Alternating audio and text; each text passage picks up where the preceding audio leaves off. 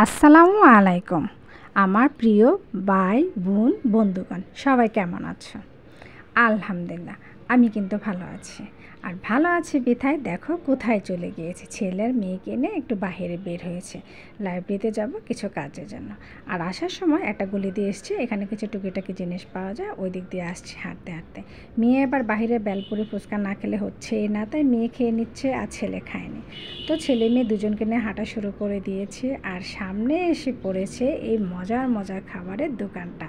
আর এত এত মজার খাবারের দোকান দেখলে কেউ কি আর হেঁটে চলে আসতে পারে কিছু না নিয়ে?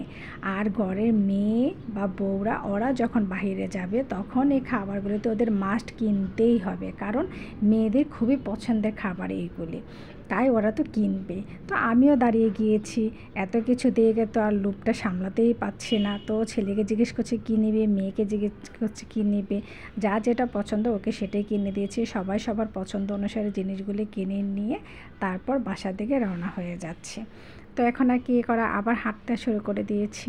হেঁটে অবশেষে বাসায় চলে এসছে। আর আমার বাসায় যেহেতু গ্যাস নেই, তোমরা তো জানোই কয়েকদিন যাবৎ গ্যাসের ক্রাইসিস চলছে, তাই আমি বাহির থেকে তন্দুলের রুটি নিয়ে এসেছি, বাসা মাংস তরকারি রান্না করা ছিল, পাউরুটি নিয়ে এসেছি, আর অন্য অন্য খাবার তো রয়ে গিয়েছে।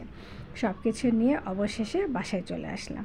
আর এখন দেখো, এখানে আবার চিতল পিঠাও নিয়ে এসেছি, মানে গরম গরম চিতল পিঠা, সরিষা ভর্তা, ধনেপাতা ভর্তা। আমার কাছে কিন্তু চিতল পিঠা খুবই পছন্দের, তাই দেখে আর লোভ সামলানো হয় না, কারণ কিছুক্ষণ সময় হেঁটেছি তো রাস্তার মধ্যে, তাই রাস্তার দুই ধারে যা যা ভালো লেগেছে তাই নিয়ে বাসায় চলে এসেছি। কোনো কিছু ছেড়ে দিয়ে আসিনি, মন মতো কিনে নিয়ে চলে এসেছি, যেটা যেটা খেতে ইচ্ছে করছে সেটাই। তো অবশেষে চলে এসেছি। আর দেখো এখানে আমি কিনে নিয়ে এসেছি বস্তা ভর্তি কতগুলি বই, আর এগুলো হচ্ছে আমার মেয়ের।